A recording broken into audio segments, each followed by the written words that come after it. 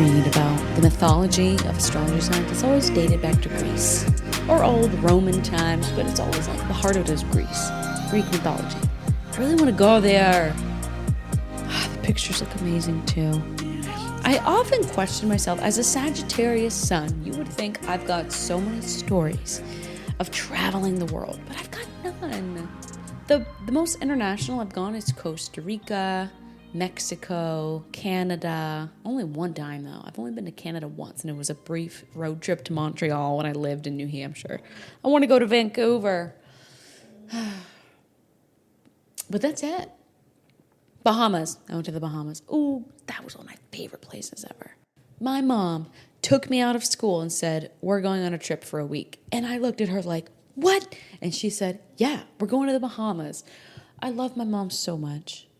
She, as I get older and I parent my bonus boys, and I just think about what it was like when she was my age and had kids this age, I am so thankful for her and that she took the time to see what I liked as an individual, even though I was a child, and fostered that and developed that. She knew I loved the Caribbean so much, tropical so much. I was never a mountains, snow kid.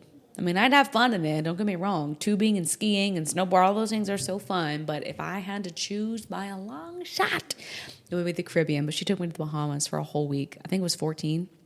I was definitely in high school, and I was so happy to be out of that cage.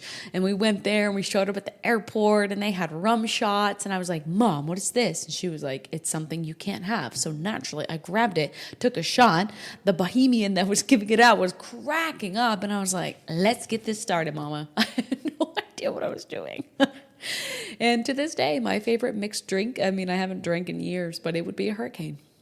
Pour me something tall and strong, make it a hurricane before I go insane. Is it obvious my favorite place is Key West? It's so funny that I love these places because, like, who I actually am, I wouldn't say I'm introverted, but when I go to Key West, I don't go on Duval Street. I don't go out drinking. I don't even, like, go out to eat. I go to Date and Time, this organic cafe, for breakfast and coffee, and then I'm gone. Like, I'm hidden. I'm hiding. I'm in the secret spots no one knows about. I'm flying a seaplane to the Dry Tortugas hours away from the party. Like, that's just me. I want to go hide out.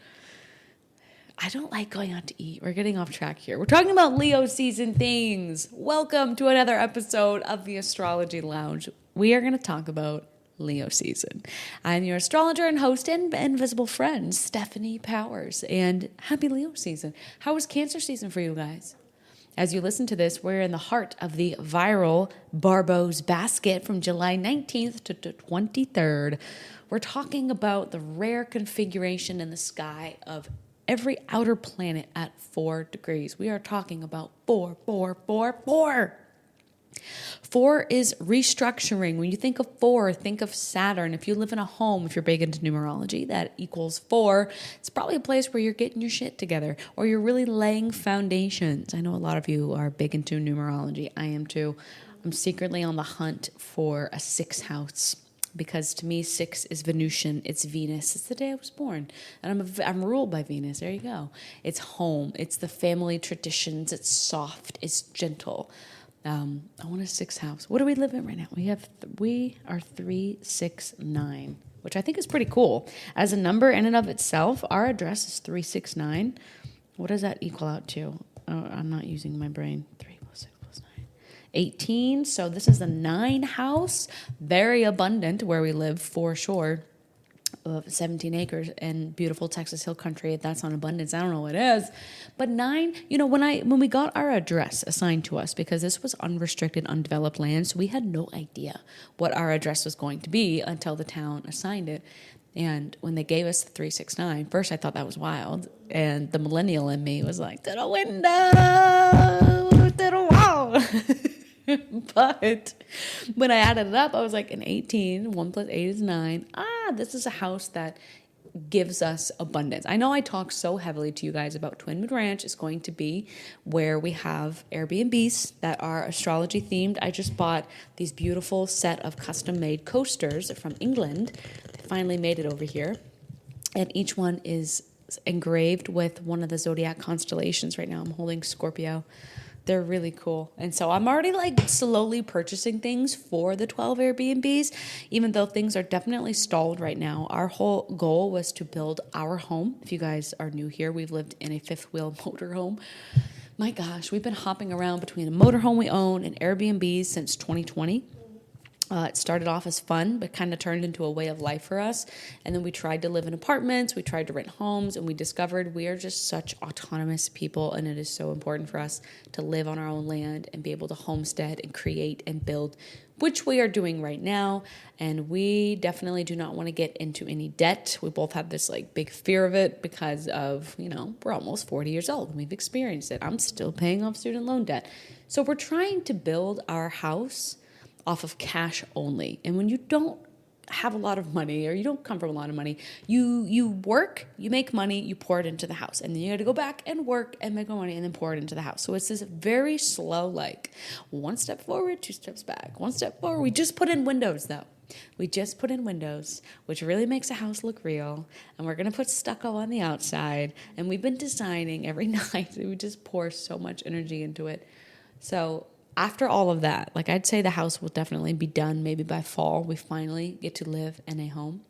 I think it's going to be a lily pad for something else. I'm not so sure that the town we live in is going to allow this specific space to be Airbnb rentals. They are pretty harsh on it. Don't know why, but that's another conversation. I'm sure you guys have lots of stories of this stuff. So essentially what this property might be is an investment property that we will either sell to go purchase the real like open space where we can have the permits and the licensing and all that stuff that's required for Airbnbs. But yeah, there's a lot in the air, a lot of things you never see coming when you're building and when you're creating, a lot of restrictions, lots of rules we didn't see coming, but we're so close. We're so close.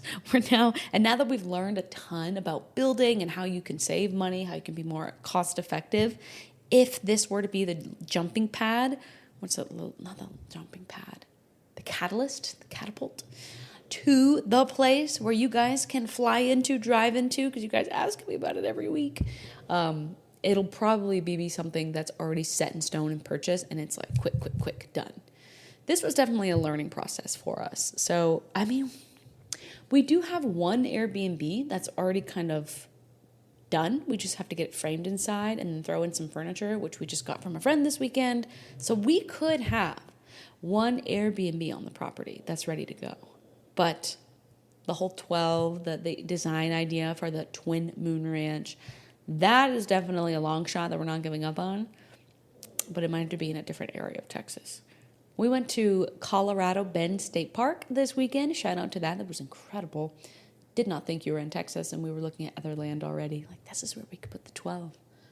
Because I am still just so set. I'm like, we are doing 12. I can't open the doors until there's 12. And that is a lot. That's a resort. Go big or go home. It's a resort. But that's the goal. That is the goal. There's the update on Twin Moon Ranch. House is almost done. Very exciting. Big windows. I love it.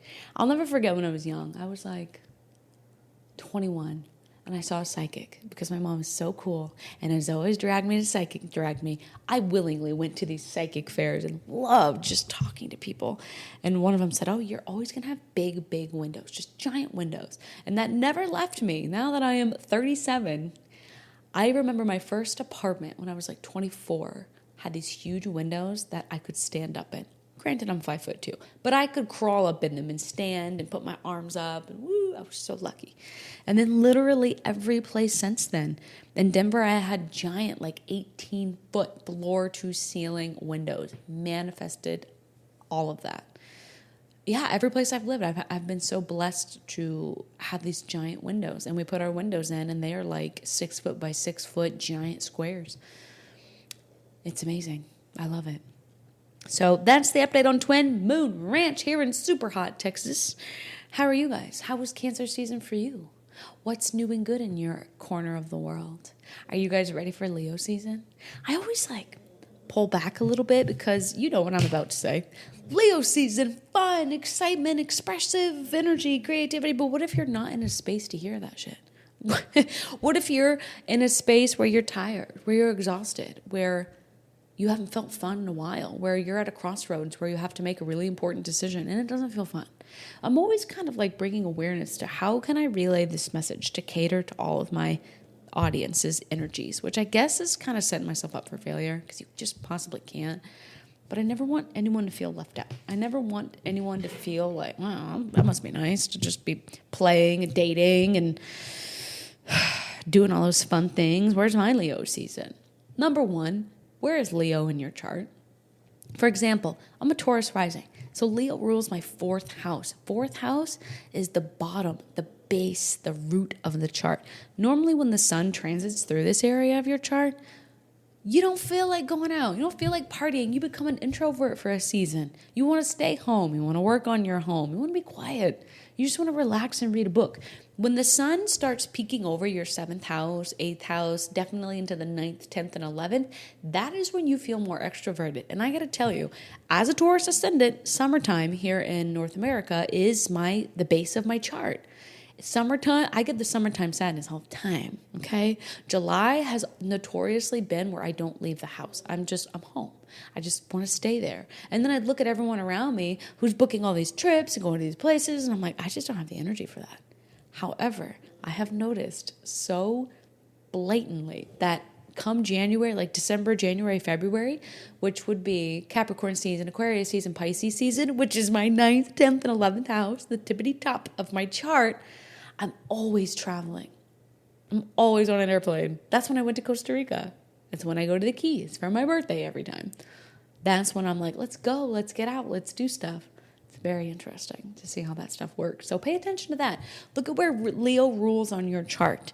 And so that you never feel left out of astrology, so to speak, where you're like, I just don't enjoy Leo season. And I know during Cancer season, they say relax, but I really like to work. Maybe Cancer rules your 10th house. Maybe you're a Libra rising. We'll see. We'll see what's going on. But I just want to kind of buffer this episode with that all-knowing. Guys, be sure to go visit the website, astrology-lounge.com. I just updated the weekly transits ticker this morning. I try and do that every Sunday. And we're talking about Barbeau's basket on there. We've got Mercury stationing direct. Woo-hoo. We've got Saturn going retrograde. I got an episode coming up on that. You guys should see the notes I took on that. My Saturn episode is going to be kind of similar to the Pluto one, where I tell you about like, hey, keep going in this area of life because Pluto's transforming it. My Saturn episode is going to be very similar in nature, where I talk about, hey, has it been rough here? Are you having a rough go at it here? I mean, has it been kind of all work, no play in this area of life? Keep going, because what did I do?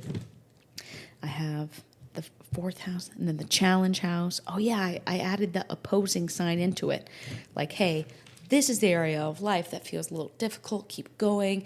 This is the area of life that there may be external events pulling the challenges out, but you're gaining support through reaching into the cookie jars of these two houses, which is where the sextile to the Saturn and Aries transit is. I know, I sound like I'm speaking a different language, but I promise it makes sense. I worked on that all this weekend. And look forward to that later this week. So go check out the website, astrology-lounge.com. Don't make fun of my burnt plant in the background. I thought about using AI to like buffer some of the leaves out. If you look, I since trimmed her, okay? Listen, if you go look at my picture in the background on the website, you're going to see the burnt plant leaves. I kept that intentionally. And the scissors. You know, you would think, remove the scissors. No. This is my office. This is where I work. The scissors are staying. And the burnt plant, well, my mom had that. And when I went to visit her, I took it back, and I think it was in the window in my car for the long road trip, and the sun burned its leaves. So, you know what? It just looks like life to me. We're in the lounge where you don't have to be perfect. You can just chill. You can have burnt plant leaves. You can have scissors hanging out. We don't judge here, so I'm leaving it. But if you want to go check it out, go take a little peeky peek. Happy birthday, Cancers. I hope you guys all enjoyed your solar return, aka birthdays. And Leos, it's your season, baby. One of my sweet little bonus boys is a Leo, but his Leo sun is in the 4th house. And so the typical expression, I'm trying to tell his daddy this, like the typical expression of Leo being extroverted, confident, wild and fun and theatrical, he's not going to be like that for many reasons. But because his Leo sun lives in the 4th house, this is the most introverted house. A Sagittarius sun in the 4th house, not going to travel. By the way, I don't think I ever finished that story. I should really check my ADD. My Sagittarius sun is in the 7th house. I want to travel with a partner. I want to travel with someone. I'm not the solo backpacker, typical Sagittarius. If I'm with a partner that doesn't want to or can't afford to travel, I'm probably not going to. Do I need to be cognizant of that to not let a partner take over? Yeah, of course. Definitely always learning that lesson. But a lot of my truth seeking, my exploration comes through 7th house themes, which is relationships, not just romantic partnerships, marriages, but all types of relationships. I travel the world through reading you guys, forming relationships with you, learning about your relationships coming out of your chart. Whenever you guys ask, like, can I talk about my partner's chart? I'm like, yes, bring it. Let's go. This is where my Sagittarius lights up. I go on an adventure. Needless to say, I will be going to Greece. South Africa has been calling my name since I was a little girl. I'm going to be doing these things. Pluto was also just transiting my 9th house since 2008, which, I don't know if you would necessarily feel the call to travel internationally since then, but to me, I'm like, the international travel thing will be a season of life. Right now, I'm just not in the season of life where I want to go get my passport stamped. It's there. It's ready. It's renewed every 10 years, but I'll know when I know. Right now, I'm definitely in the 4th house, if you will, where I want to build property. I want to welcome you guys into a property. I want to build a family, curate a family, sustain a family. It's just where I'm at right now. But I have a feeling I'm going to really enjoy myself later on when it comes to international travel. We'll see. We'll see. So my bonus boy with his Leo sun in the 4th house, he's so family-oriented. It is the most beautiful thing ever. He has a stellium in the 4th house, so it's not just his Leo sun, but his happiness is simply just hanging out with especially his daddy. Just wants to sit and enjoy and be. It is so precious.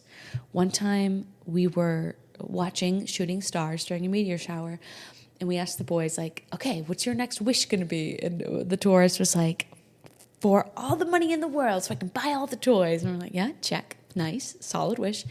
But then I think our Leo was like, to just have a happy family. That's it. I'm like, oh. And then one time, we were talking about lottery tickets. I don't know. And I said, if you won the lottery, all the money in the world, what's the first thing you would buy? I kid you not. Our sweet little Leo with his sun in the 4th house of family goes, well, nothing. I already have everything I want. My family. Like this kid. And he was 7 when he said this. Amazing. Like I don't think that's a very normal response from a child. I would expect a child to say, all the Legos ever. I would buy out Toys R Us. Is that even a thing anymore? But he said that, and I was just like, wow, this 7-year-old has learned what takes some people a lifetime. Most humans, I would say, don't learn the lesson like that of family is all you got at the end of the day. So money doesn't matter. It is about your family until they're on their deathbed, and it's too late. I was blown away, and this is where I love astrology. Like, that was an experience. Cannot deny. A sun in the 4th house. My Leo sun is so proud and expressive when it comes to my family. Loves it. Love, love, love. So just wanted to share that little Leo lesson. Thank you to my sweet Leo bonus boy for letting me talk about him. July 22nd to August 22nd, 2026, we celebrate the lovely Leos, the lions in our life. Leos always get that reputation for play, expressive, models, proud, loud, and yes, they absolutely can be, but I want to kind of debunk that. Just like I'm always like, you guys know me. I got such an Aquarius midheaven. I want to make things weird.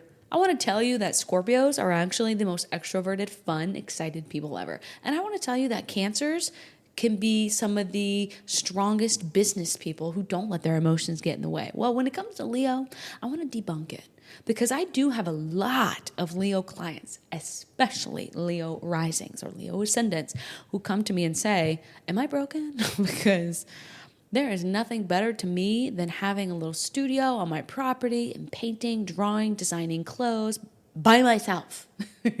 Yes, I put on music. Yes, I love to express myself, but the whole crowd thing, not for me. Pool parties, How about one friend coming over and we just create together? That's more my thing. Am I broken? So I want to debunk the classic definition of Leo.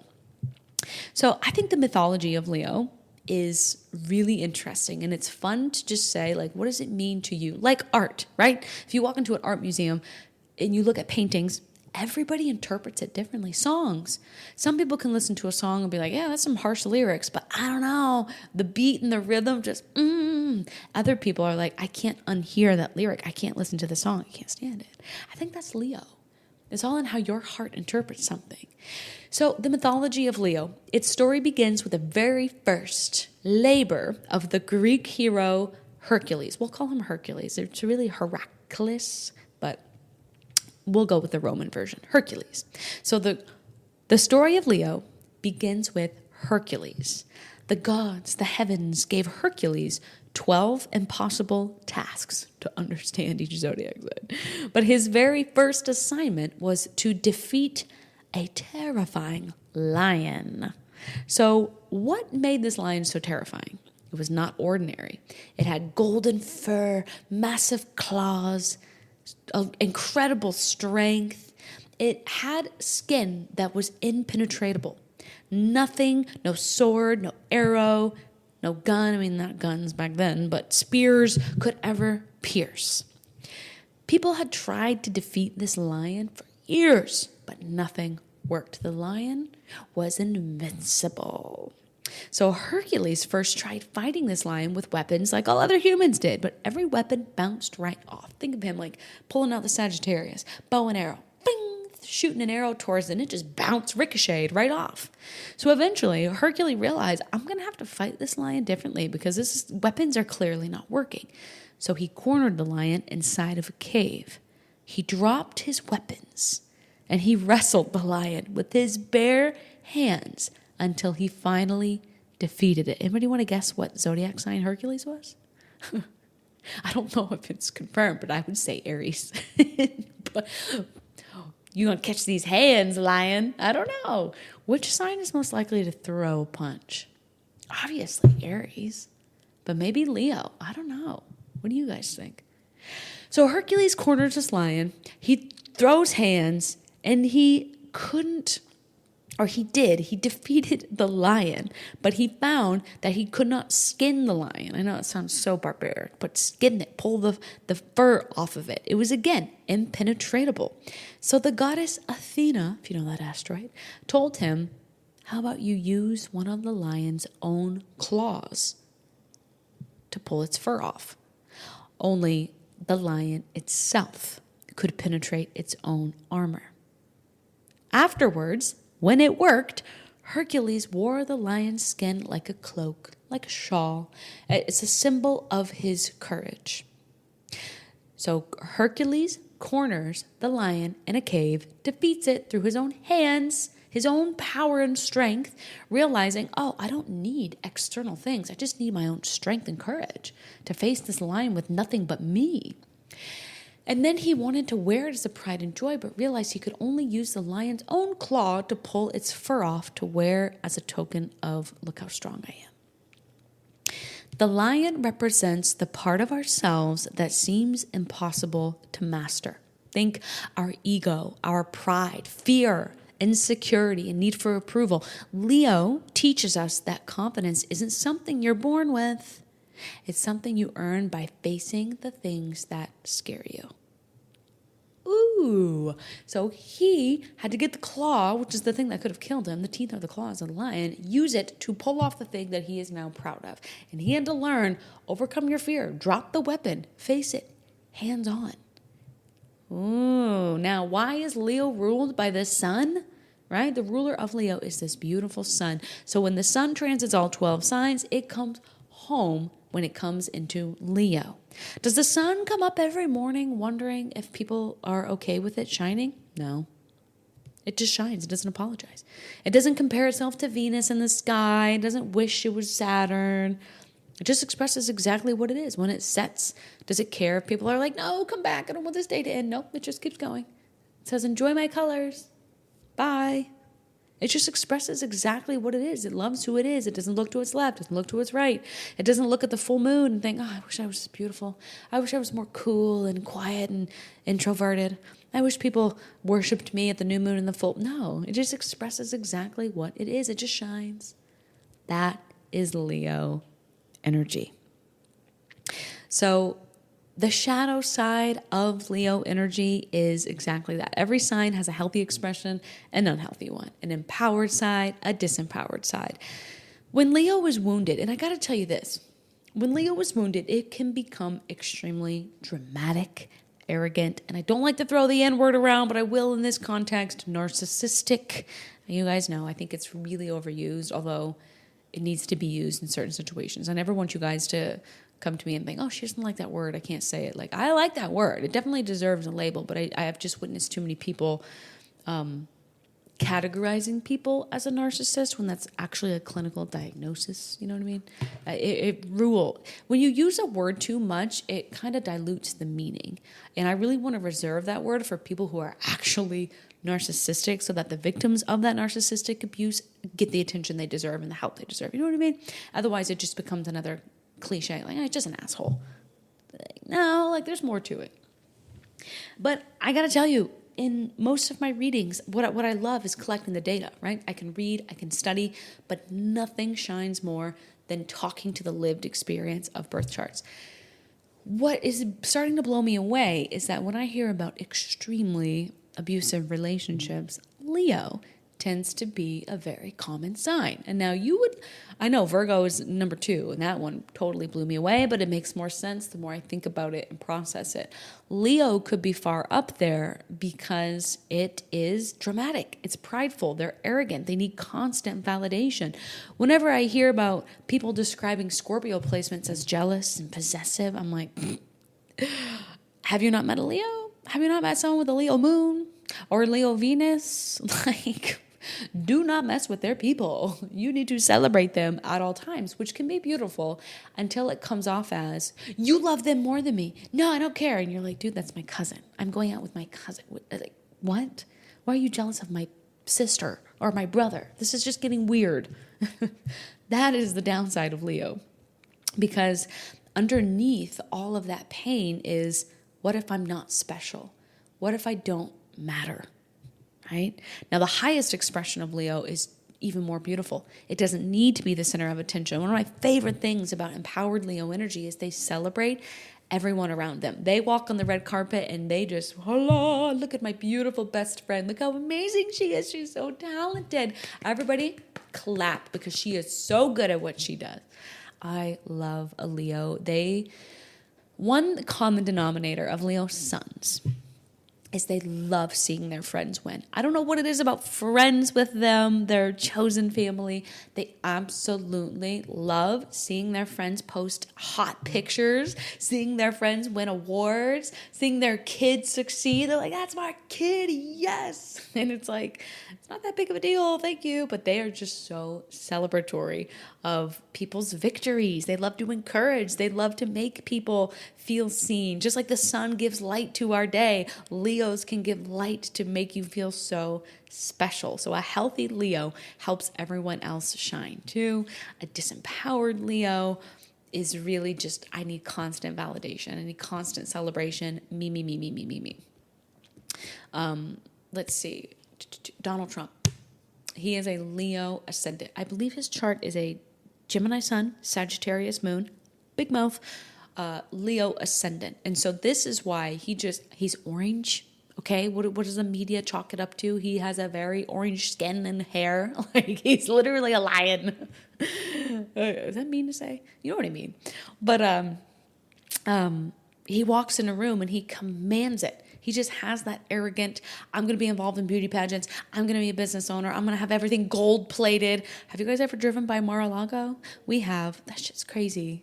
Like, I don't know what I don't know, but I have been exposed to so much wealth from here in Texas with oil-filled money to living in Telluride to seeing South Florida, Palm Beach, Miami, Mar-a-Lago. I don't know what I don't know, but I just feel like if I had that much money, I would never want a house or space that big unless I had a family of 10 kids, in which case I wouldn't even know them on a personal level. I don't know. It just seems so excessive to me. I don't get it. I do understand, like, enjoying, like, I don't know, taking your family to Telluride in a private jet because you just get the luxuries of those things. But then I'm just like, I've also seen Elon Musk's little villages, the boring bodega. We've gone to SpaceX. We've seen the little tiny house that he lives in. And I'm like, I also know where the house is he bought for his family here in Austin. I've lived next to Alex Jones on Lake Travis. Like, I've seen all this stuff, and I'm like, I don't get it. I don't get it. What? But I also don't have any Leo in my chart, so I don't know. We'll see. But he's a Leo ascendant, and I think that's just like the perfect example of the disempowered side. We won't go there. And also the empowered side. Like, you got to be freaking brave to deal with what he deals with. But it's also like, is the bravery just masked ego stuff? And like, again, I'm not a Trump supporter, so get that off of your mind. But it's the perfect example. He has a Sagittarius moon. I speak what I feel without thinking of the repercussions. It's so classic. Go read the dudes, what do they call it? Twitter, X, Truth Social. That is the most Sagittarius moon ever. It's like, dude, can you think? Can you just, ooh, that's a little too blunt. Stop. And then the Leo ascendant is, I'm a king. I am a king and you are my peasants, the disempowered side. So the deeper lesson of Leo season, right? I always like to compare it. Cancer season, we start something from a feeling. We process feelings. We just think about, why do I feel this way? Who do I feel safe with? Where do I feel my best? Leo season takes the season from water to fire. We go from cardinal water. Let me start something from a feeling to fixed fire. Now let me sustain that feeling with passion, with fire, right?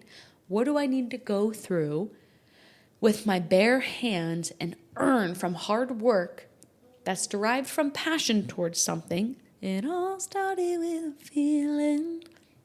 And sustain it to get it to Virgo season, where we will then monetize it or come up with a way where we don't just burn it to the ground, we sustain it with earthy things. But this is Leo season. It's the highest expression, or the deeper lesson of Leo season is, now that you feel safe, what wants to come alive in your heart? Leo season is about rediscovering our inner child. I always think of Leo season as either the inner child, but I think the child is more fourth house Cancer themes. I think Leo is more inner teenager, fifth house themes. When you get your first boyfriend or girlfriend, when you get your first car and you're driving around, you get to hang out with your friends. It's like you're still young, but you have enough freedom to be going to parties and going out to eat and buying yourself a nice outfit. And it's so fun. Gosh, how many of us miss those youthful days? Talents, hobbies, laughter, confidence, creativity, discovering those things and diving into them, not because someone else approved of them, but because they make your heart come alive. So you know what we do around here. Leo season, what it means, now you know, and how to use it. Ask yourself this season, what lights me up? Leo is ruled by the sun. Every morning, under the sunrise, ask yourself, what would make me genuinely excited today? Not productive, not responsible, not a task that you have to complete, but excited. Reading a book, dancing in the kitchen, playing music, going paddleboarding, painting, singing in the shower. Let's see, what have I been doing getting ready for Leo season? Oh, I just discovered an app called Sniff Spot. And I'm going to my second visit today, and I am so excited. This is why I love living in the Austin, Texas area, because we're so innovative. It's like we have Southern hospitality with modern, innovative ways. I love the culture around Texas. I really do. I'm growing by the day. So proud to be a transplant Texan. It's a blast. But I'm going to a sniff spot today. And what it is it's an app, if you don't know, it's an app for your dogs, obviously, Sniff Spot, where if you have a reactive dog or if you have pugs that get so hot and can only survive a minute outside, Sniff Spot is where people rent their backyards, or for us in Texas, lots of people own tons of acreage, and so they'll fence some off and let you have a private time in the area with your dog. So it's like an Airbnb visit for dogs. Here in Wimberley, there's lots of beautiful homes on the gorgeous river, and there's these beautiful giant cypress trees. Well, I found a sniff spot just 4 minutes down the road, right on a river, old school. Oh my God, we just rocked up, paid for 30 minutes, swam in this gorgeous river, hopped out and went home. But it was so much fun for the puggies to sniff something new. And today we're going to Buda, Texas, to someone's backyard who they do a really good job. They have literally designed their entire yard to be dog friendly, so they're making some pretty good side money off of this. They have like a seating area with coffee and mocktails. You can host a dog's birthday party here. They'll set up everything. They leave little frozen bone-shaped ice cubes out for the dogs, and they can play in their pool, right? How many places are like you're afraid to let your dog swim in it because are they going to get sick? But these people just rent out their backyard with pools and doggy toys, and you don't have to worry about other dogs fighting yours, getting along with yours. You rent 30 minutes to 2 hours and you just get private play. It is amazing. Highly suggest it. Not sponsored. Wish I was, because I would definitely run an ad for them on the podcast, Sniff Spot. But yeah, we're going to our second one tonight. We're going to have a little pool party with the dogs at someone's house we don't even know in Buda. I know you're probably thinking like, we have 17 acres. We do, but it's nice to go. I don't know. I like to meet other people too. I like to do these things. They're so much fun. And we don't have a pool yet. We're talking about making a shipping container into a pool. We'll see. We shall see. But that's my Leo season fun. I'm going to try to do one sniff spot a week and just go meet new people, see new things, get to know the vast area of the outer greater Austin area. And it's fun. I love seeing the dogs have a good time. It is so exciting. But this is Leo season, trying new things, getting out there, enjoying stuff. I also have a novel. I'm going to read a Taylor Jenkins Reid book during Leo season called One True Loves, because I love me a good love story. Her book, The 7 Husbands of Evelyn Hugo, I'm still thinking about it today, and I read that in 2022. Leo season reminds us that joy is productive. Me taking the doggies out helps me see what other people are doing for hospitality stuff that I want to do one day. The dogs have a blast. I have a blast giving them a blast. That's Leo season, and it's with my family. 4th house. My 4th house. You have to see where Leo rules in yours. Follow your heart before your head. Cancer season asked us to feel, yes, in that heart. But Leo season grabs the ball and says, well, act on those feelings. Feelings are so powerful. Literally, feelings make people do things they regret. Feelings help people make really big life decisions. Feelings help people create a life they love. Oh my gosh, are feelings so powerful. Cancer season said, let's just sit with those feelings. Let's feel them, but not act on them. Let's think about them. Let's start something in Leo season from that feeling. Well, Leo season is here. So instead of asking, what should I do? Ask, this is what my heart loves. Now, how can I go after that? Oh, create something. Leo is one of the most creative signs next to Pisces. These are my artistes, my arts and entertainment, my singers, my songwriters. Although, gathering data, Gemini moons tend to be Virgo sun is the most common sign I've seen for comedians. Yes, quote me on that. Go ahead. Gemini moons tend to be some of the best actors and actresses. If you guys want to know something really wild, Aquarius suns, by probably the longest long shot when I have looked at common themes like serial killers, billionaires, athletes, singers, songwriters. Aquarius suns are the number one placement of ultra athletes, ultra marathons, ultra runners, Ironman, David Goggins. Like, go ahead and look at like ultra runners or ultra athletes. I would say 90% of them, yes, that high, have an Aquarius sun. Still actively studying that one, but it was cool. The sister sign, by the way, of Leo is Aquarius. And I always associate it with Leo is the traditional athlete that does make it to the NFL or the NBA.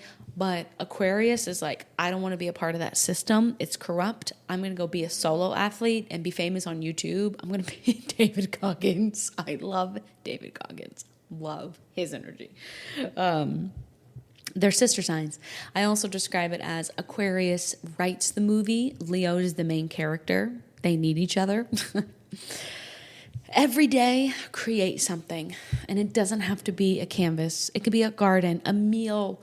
Cooking is so creative. Bake something. Start a podcast. Start a blog. A funny Instagram reel. A funny TikTok. A new workout. A poem. Build something with your kids. Create something with your kids. Create a memory with your kids or your pets, your fur babies. Creation feeds Leo energy. Leo is play. When we become adults, we stop playing because we think we have to be serious. That is one thing that I don't like about getting older is I'm expected to not laugh. I'm expected to be the serious one. No, thank you. I'm going down that water slide. I am laughing. I am wrestling. I am getting down and dirty. I hope I never lose that because we were all children. And yes, we have to pay bills. We have to be anchored. We have to lose pets. We have to have sick children. We have to be caregivers to aging parents. I get it. I'm doing it. But why do we have to stop playing? Heck no. Leo says life isn't only meant to be survived. It's meant to be enjoyed. Go to a comedy show. Play a board game. We play Pictionary with our phones on Netflix. So much better than just zombieing out and watching a show. It's hilarious too, the things you can draw. Throw a football. Play with your dog. Go to a sniff spot. Book an Airbnb that's 30 minutes away for no reason. We're already doing that. Be a vacation in your hometown. Like, it doesn't have to be this international travel. Have a water balloon fight. Your inner child or inner teenager loves Leo season. Now, since Leo is ruled by the sun, literally go outside, feel the warmth, watch a sunrise, watch a sunset, lay in the sun, no matter what the season is, recharge that solar battery. What do animals do when they wake up? They go right back to the sun. They go lay in the sun. Cats find that little ray of sun in the house. Dogs will go outside and lay in the sun. And another thing you can do during Leo season is celebrate other people. Healthy Leo does not compete. It applauds. Every day, compliment someone. Tell your boyfriend, girlfriend, your spouse that they are gorgeous, that they look so good today. Tell your coworker that they think they did a really good job today, that you're really impressed by how they did something. Celebrate your child. If they're singing and it sounds awful, tell them you shine. You are just, yes. If you're teaching them how to be an athlete and you're like, oh boy, don't say that. Celebrate them. Be like, I can't believe you got up to bat. And a lot of people are too scared to get up to bat, but you did, and you are so powerful. Woo! Let them play dress up. Let them wear Batman costume out in public. Celebrate someone's success. Compliment a stranger. Buy them coffee. Because ironically, the more light you give away during Leo season, the brighter you become. The happier you feel. I love Leo season. A lot of people think with this energy that once I feel confident enough to go compliment a stranger, or once I feel confident enough, then I'll do the thing. But Leo season wants you to flip that. It says, you remember the mythology.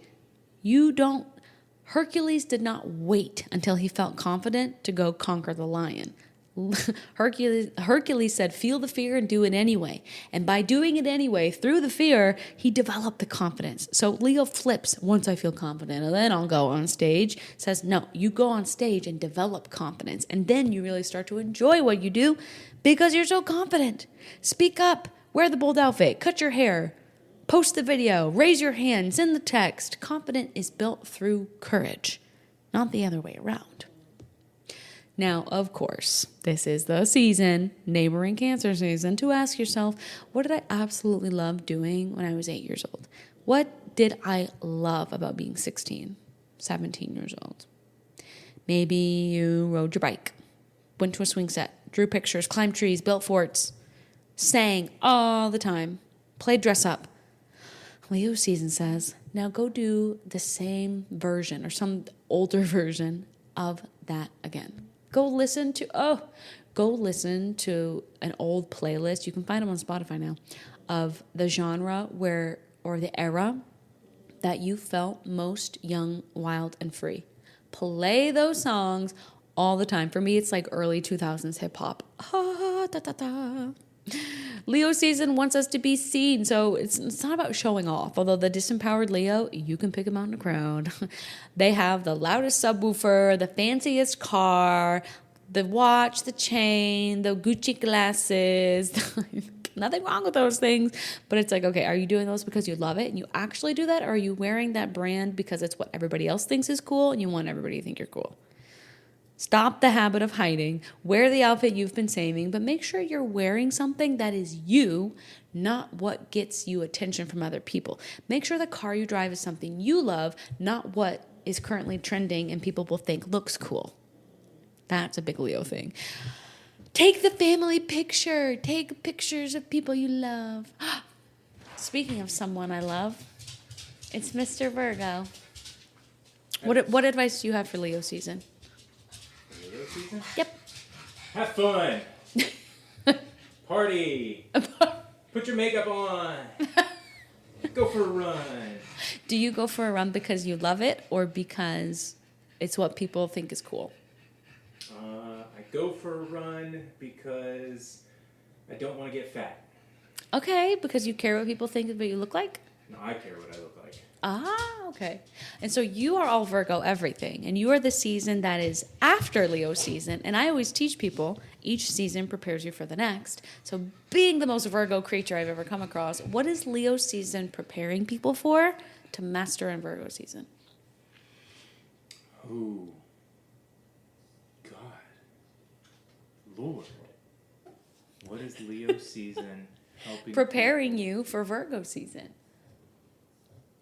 Well, okay, Leo season would be like beach bod, Yeah. but what that does is actually preparing you to be healthy for Virgo season. You are so smart. It's just, we're very Exactly. Leo, like, I want to look good. I want to look hot, but then you're but like... the byproduct is, come August, when everyone's back in school and life goes back on, you're like, oh shit, I'm healthy. I'm healthy. I feel good. And when I take care of my body, not only do I just look good in that bikini, but I actually have more energy. And I can play with my kids more. And I perform better at my job. And I sweep the floors and vacuum. Did you hear the episode where I told people that your favorite toy was a vacuum? It wasn't my favorite. I didn't get a chance for it to be my favorite because my dad said no. I said that too. So, but would it have been my favorite? Probably. Do you still vacuum every day? Yes. It drives me crazy when I can't. Yes. Okay, that was a really good answer. Thank you. Going on my run. Okay, we're back. Mr. Virgo went on his run. He is training for his next 100-mile race. There's something in Texas called the Habanero 100, where they choose specifically mid to late August, when it is the absolute hottest time of the year in Texas, to run 100 miles on a ranch. Mr. Virgo, JL, has tried to win this race, I think 4 or 5 times now, so 4 or 5 years, and he always stops between mile 70 to 75. Something happens, he gets injured, he gets hurt, or he just collapses. It's it's so hard to watch, as their partner. You just want to protect them, make sure they're happy and safe and healthy, but they're intentionally putting themselves through pain, and you have to cheer them on, but you also want to tell them, like, stop, this is dangerous, but it's their sport.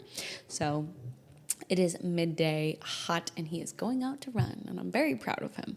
I feel so blessed and lucky, but also I chose this to have a partner that cares so much about his health. Like, honestly, this dude eats healthier than I do, and I have a 6th house stellium.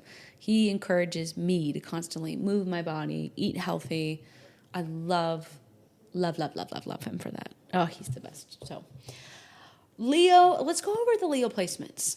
Because, like I was saying in the beginning of the episode, a lot of people with Leo ascendant tend to go, hey, am I broken? What's going on with me? I want to talk about why really quickly. Let's talk about Leo suns. Happy birthday, you guys. Please come see me. We can look at a solar return chart if you want to. High side of a Leo sun, your personality, your vitality, who you are, your character is warm, generous, courageous, confident. You naturally lead by example. You want everybody to be famous, not just yourself. And that's the low side. You want to be famous. You need constant validation. You're dramatic. You struggle with not being the center of attention in everybody's world, and you're very, very jealous. Very, very jealous of people who are more talented than you. Very jealous of people who win or get more attention than you. That's the low side of a Leo sun we got to watch out for. So Leo suns, you guys who are here to teach the world how to shine without being jealous of or dimming anyone else. You are here to learn that you are amazing, and if somebody does you dirty, you don't need to seek revenge. You don't need to get upset and cause all the drama. They lost you, which is painful enough. Leo moons. The moon represents our emotional world, what we need to feel emotionally safe and satisfied. It's how we react to the world. I was raised with Leo moons. My mom and my brother share twin Leo moons. Woo! My Scorpio moon, man. When I'm feeling a type of way, I need to not eat and hide for a day. They're like, oh, we just experienced something painful? Whatever. Let's have a board game night. You want to invite people over? And I'm like, how is your rebound time so slow? Or fast, I mean. Whoa. I need to go regenerate for 24 hours. But they're also so funny and theatrical and hilarious. Both of them. I admire my mom and my brother's Leo moon's creativity so much. They're smart and just funny. I just can't stop saying the word funny. Their sense of humor is so unique. So the high side of someone who has a Leo moon, big-hearted, so emotionally generous, playful, funny, very loyal and protective of their loved ones. But the disempowered low side is, boy, do Leo moons take things personally. And it's almost like I've noticed that they constantly think that someone's mad at them when they're not. They're very concerned about, you like them more than me, don't you? You're gonna cheat on me, aren't you? They can be so dramatic with that phrase. Turn a molehill into a mountain. Turn a snowflake into an avalanche. Yeah. May hide their hurt behind false confidence. Like, I don't care. No, it doesn't bother me. Bothers them a lot. So Leo moons, they need to feel emotionally celebrated, not just emotionally understood. Leo moons are one of those people that really love when you notice things and compliment. You look so good today. Have you lost weight? Have you been working out? You look amazing. Did you know, Mom, you were a nurse growing up, and I just got to tell you, you were the best nurse ever. My mom, she gets a lot of compliments when she goes out because her Aquarius self dresses so quirky. She always wears a different type of hat, and everybody always, I love your hat. That hat looks so good on you. I see her Leo moon just like, really? What else do you think? I love it. But boy, when Leo moons are upset, they roar. Leo risings. Okay, you guys, the high side, the rising sign is your soul's promise. I want to remind everybody, no matter what your ascendant is, it's something you're coming back to. We're born our ascendant. So from birth until about age 8 or 9, when we have our first Saturn square, we are our ascendant. And those are, in psychological terms, our core formative years. Something always happens, no matter if you're put in this paradise padded room where you're protected from all pain. You're going to have something come up around that time. Your ascendant is the answer to that question. What did you love to do as a child that you no longer do anymore? It's sitting in your ascendant. However, at our first Saturn square, around age 8 or 9, we mold into our sun sign. We have to. We develop a character. We develop a personality. And we have to operate from ego because, man, being a human on Earth is a requirement. So the ascendant is normally something I always want to gently push people back to. A lot of people, when they go through their first Saturn return, second Saturn return, they come home right back to their ascendant. They get pushed back to that area of life. So with Leo rising, you would think, aren't I supposed to be the big-hearted, playful, generous, confident leader? I'm like, yeah, you are. You probably were as a child. But somewhere along the way, whatever your sun sign is and your moon sign, you lost it. And we got to get you back to it. So a lot of Leo risings tend to come from tumultuous childhoods. I'm finding a strong correlation between Leo ascendants coming from a childhood where they were called fat, too skinny, ugly, not pretty enough, not talented enough. They wanted to be singers, performers. Their family knocked them down, or people around them. It doesn't have to be their family. It could have been siblings, classmates, a teacher, where something happened to them once, or God forbid, multiple times, that they were just like, oh, to shine means to be in pain, means to get hurt. So I am going to clam up. So a Leo rising's high side is they come back to being charismatic, magnetic, whether they like it or not. Very welcoming presence, very confident presence that lights up a room and does not care. Don't hate me for using him as an example. It's just too easy not to. Donald Trump is a Leo ascendant. And no matter what he definitely has some disempowered sides of his chart, no doubt. But homeboy can walk into a room and not give an F about anything. That is like taking it to the extreme, but that is the Leo ascendant's job, is to have that level of leadership and confidence to say, I do not care what you think about me. His State of the Union address, where the Democratic side is just like yelling at him, you can see it. He doesn't care. He truly doesn't care, which I know blurs the line between being a sociopath and narcissistic, but also, you see what I'm saying with this, right? The confident Leo rising is a leader. A lot of Leo ascendants, by the way, go on to be entrepreneurs, performers. They lead something. And go see where your sun sign sits to see what. But the low side can come across as intimidating, image conscious, or overly concerned with being the leader of the realm. Okay? So Leo risings, you guys don't have to ask for attention. You naturally attract it. You need to come back to being confident and being seen. Leo Venus, how I love, how I expect to be loved back. Ooh, Leo Venus people want romance, affection, grand gestures, being made to feel special. They want their relationships to constantly feel 16 again. But the low side, listen, people talk about Scorpio being possessive. Go find me a Leo moon, or especially a Leo Venus. Possessive, jealous, wants admiration, dislikes feeling ignored, or especially dislikes feeling like you think somebody else is hotter than them, more beautiful than them, more talented, more famous than them. Oh no, you better make them constantly feel like they just won an Oscar in your house. So just remember, with Leo Venus, they love starring in the greatest romance movie ever made. Now, a Leo Mars is how you take action on things. I love a Mars and Leo. These are brave, passionate, determined people. They lead with courage, but they can be very stubborn. Pride gets in the way. Hates admitting defeat, can be so competitive that they don't give you a high five and say good game after the orange slices. They say, F you, I'm coming back and I'm going to beat you, or I don't like you. Why? It was a fair game. You lost. Yeah, well, F you.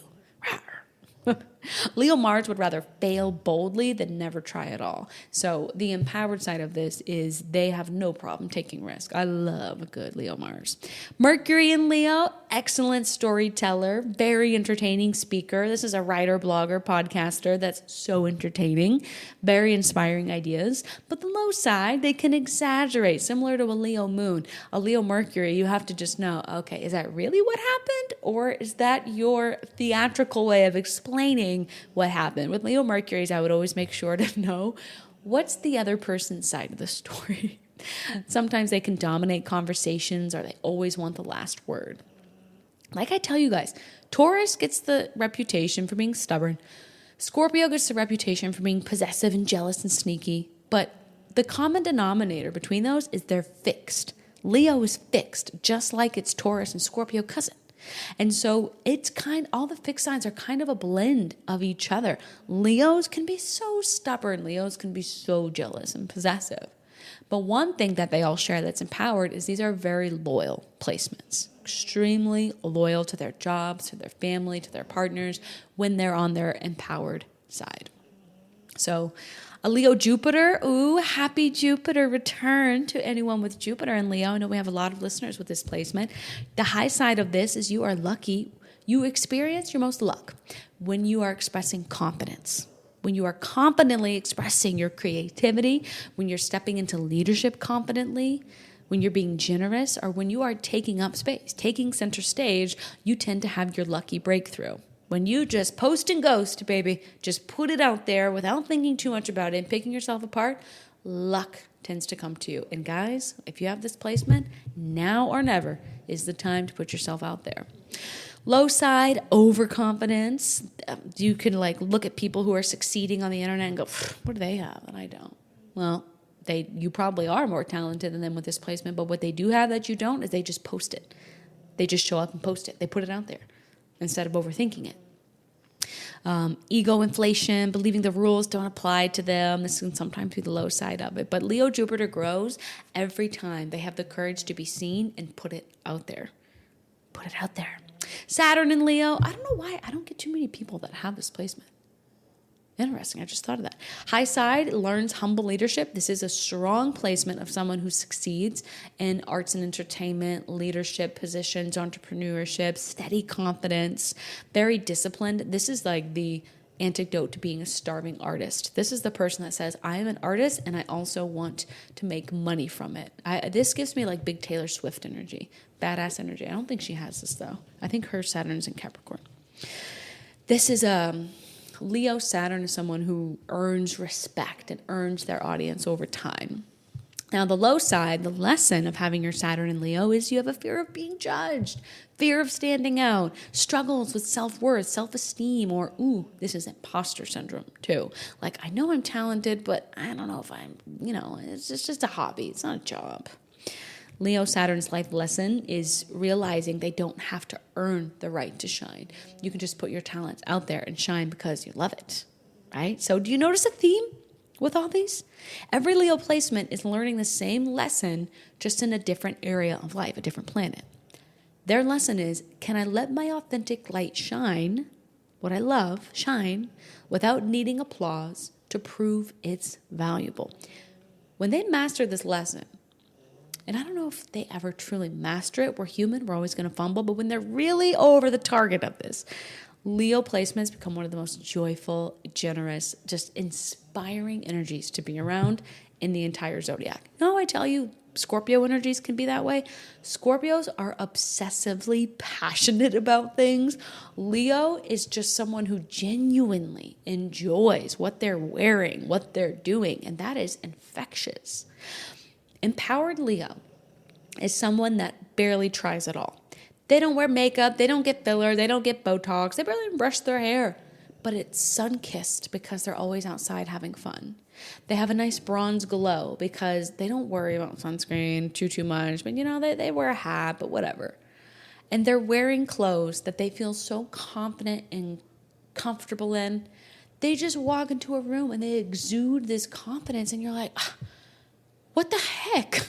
Give me some of that. Like all the skincare routine I have, the filler and the Botox that I'm getting, and you just walk in here half-ass and you're the brightest, most beautiful person in the room. You make it look so... What the heck? You have this very successful online career, and here I am with these incredible ideas that are going straight to a graveyard simply because I just won't put it out there.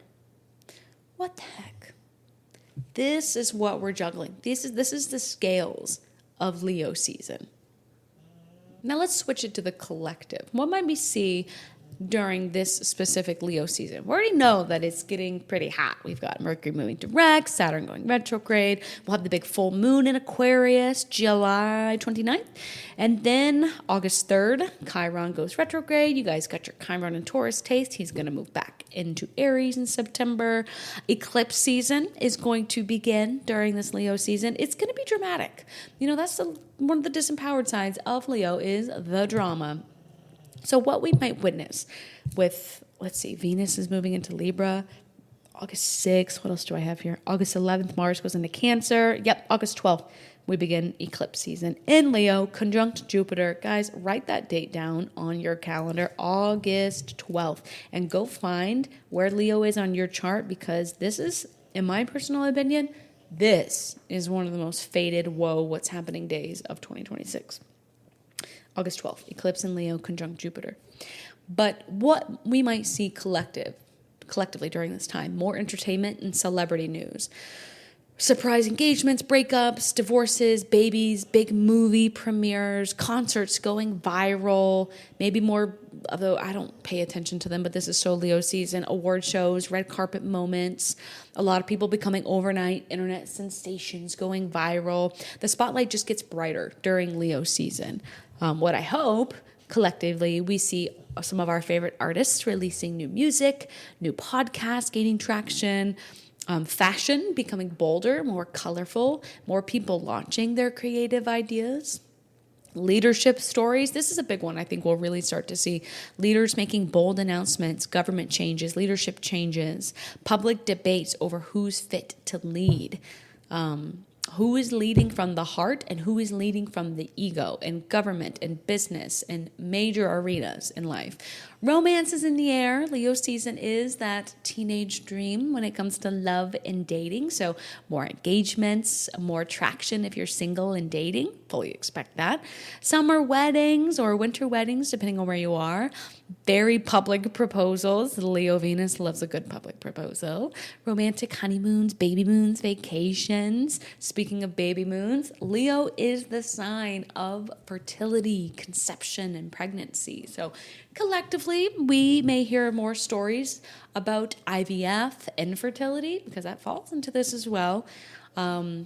Pregnancy announcements, baby showers, of course, those could be popping up now or 3 months from now if the conception happens during Leo season. Child prodigies, children's entertainment, children's health. School, back to school is already kicking off, so we could have news and announcements about record low people signing up for public school with Uranus and Gemini. We something about the school system or schools announcing something different, especially around the mid to late August timeframe with the eclipse. Sports becoming very exciting. We know the World Cup is just dominating this summer. That is so Jupiter and Leo. But now that the sun is moving into Leo, championship headlines, incredible record-breaking moments, athletes starting to become household names. More celebrations, festivals, concert, family reunions. I know my family has their big reunion in late August, I think it is. Community events and more drama. Not all drama is bad, but some of it might be. Political drama, celebrity feuds, social media arguments, big announcements, stories that feel larger than life. This is so Leo season. But to wrap this all up, if Cancer season had us retreating into our homes and our families and our feelings, Leo season throws open the curtains, turns on the lights, and says, okay, enough hiding. It's your turn. Get out there. Let the world see who you are and what you love. Now, to answer Mr. Virgo season's question, Cancer season, what do I need to feel safe? Leo season, okay, now that you're safe, who are you? Go express yourself. Now that you have a safety net at home, so when you're done being on stage, you can crawl back home to have that safety and recharge. What do you want to create? But then Virgo season creeps in at the end of August and says, okay, now what are you going to do with that? Right. Cancer season is deciding why you want to do something. Leo season is dreaming up the fun stuff, the colors, the logo, the excitement, the grand vision. And then Virgo walks in and says, well, great. If you were going to start this project, did you get an LLC? Did you get the business license? Did you get the permit? Did you get the, right? Virgo season is what's the budget? What's the schedule? What's the inventory? With the creative idea that started from a feeling in Cancer season, right? It's like Leo season says, paint the masterpiece. That's something we have on our Leo season checklist is we love to just buy cheap paint. I tell you guys this in readings all the time because I do it. Cheap paint, clean white canvas, just paint whatever. So especially as adults, we get into this mindset where we're like, I don't know what to paint. What do you mean you don't know what to paint? What color is your eye gravitating towards? Good. Grab a paintbrush. Put it in a circle on this canvas. Okay, let's make another circle. What other color is gravitating? It can be as simple as that. It's coming home to just creating. So Leo season says, go paint something. And Virgo says, oh, that's actually kind of nice. How about you frame it and hang it up on your wall so you can look at it, right? Leo says, write a book, write a Substack. Virgo says, just edit chapter 1. Have a sand clock timer, right? Leo season says, you know what? I'm starting that podcast with my best friend. We've wanted to do this for so long. We're putting ourselves out there. And Virgo season will say, okay, let's buy a microphone and let's make an upload schedule. Let's promise ourselves we'll do 3 episodes a week, right? So we'll be back to talk about Virgo season and how to make the creativity from Leo season sustainable. So guys, I know this was a bit different. I've been trying to keep up with the times and evolving with the episodes. I know I used to have my Cancer season, Leo season, Virgo season very structured and ordered by the basics, the number, the symbol, but it's been fun to just kind of go off the cuff and talk about Leo season as if we're just hanging out, discussing it. But the symbol is the little lion's mane. It's a circle with a little hump on it that's representative of the lion. The number is 5, and 5 is associated with change, but creativity as well, classic. And the sister sign is Aquarius. It's a fixed sign, so it's very loyal. It likes to keep things going. And its element is fire. It's passion. It's creativity. It's excitement. It's joy. It's the sun. Alrighty. I think we covered a lot about Leo. I hope it makes sense. To wrap this episode up, what I would encourage you to do this Leo season is do something wild, fun, crazy, if you can afford it, if you have the time. If you don't, and like I was saying in the beginning of this episode, if you're in a season of life where you're like, where's my Leo fire? I could sure use a fun pool party. I feel like I haven't had fun in a long time. This could be something as little as just playing music when you shower. If you've stopped listening to music, play music while you shower. Just hit, an old playlist from when you were young, from a time in your life where things did feel Leo. Play that playlist. Play it while you're doing dishes. Play it while you're showering. Play it while you're doing laundry. You can sneak little glimmers of Leo glitter into your day. Go book a sniff spot. Your first one's for free. You don't need money for it. Find one.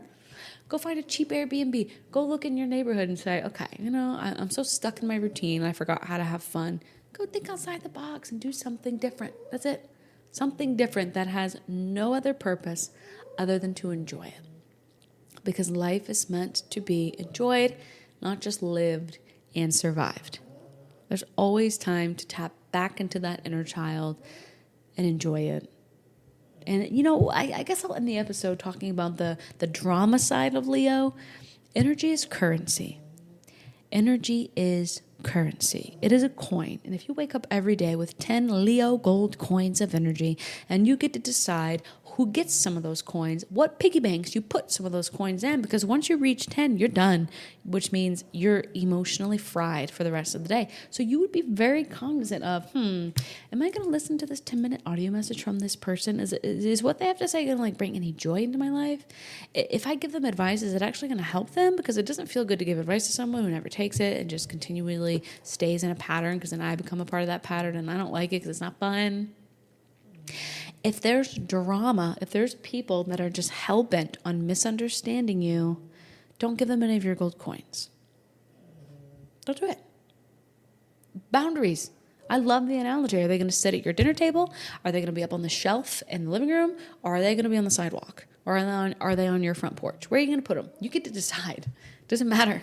Where do you want to put them? to protect your fun and your energy and your Leo energy. We all have Leo energy. Wherever Leo is in our chart is the area of life that it's so important that this area feels childish in a good way. I say childish, not in an immature way, it feels fun here. Using myself again, Leo rules my 4th house. Home, family. I want to have fun at my home space. And it's so funny that we really don't leave the house when we have the boys. We rent water slides. We come up with card games, board games. We come up with scavenger hunts. It's so much fun to be at home. Cancer risings, Leo rules your 2nd house. You should be making money, monetizing your natural talents. You guys should also be leaders in something you make money from. And that's how Leo energy works. Leo is drama, and we are likely to see a lot of drama in the collective during this season. You get to choose. Do you turn it off or do you take it in? Do you throw yourself into the fire or do you say, well, there's nothing I can do besides control myself in my home, so I'm just going to focus on that. Where do you want your energy to go? Where can you protect your energy to preserve your youth? Because we all have youth. We all have excitement and fun and passion and joy, and we all want to clap, and we all want to feel goosebumps at a concert. There's always that part of us that wants to have fun and enjoy it. Who can you do that with? How can you sneak that into your day-to-day? And I think another wonderful lesson to practice during this season is, I get it. There's family members, there's old friends, there's kids, there's adult kids that are around us that don't always match our vibe and our energy, but they're in our life, so we have to figure out a way. Again, where do I set them? Where do I place them? I think there's so many, the quote, the best creative ideas in the world are all, not all, a lot of them are going to end up in a graveyard, in the cemetery. All the world's best ideas have gravestones. What does that mean? It means people just, whether it's the people you're surrounded by or your own inner sense of lack of self-esteem and self-confidence, the greatest creative ideas are going to die with the people in their brain and their mind and in their heart. I think one of the number one things I witness as an astrologer is some of the best ideas, and I'm talking to you guys. You guys are some of the most creative, intelligent, big-hearted, celebratory group of people I have ever met or witnessed. All of you. It's so cool how you all share of all of your different ages, and I've read you guys from 13 with their mom to 94 or 93. You all share something in common. You are so creative.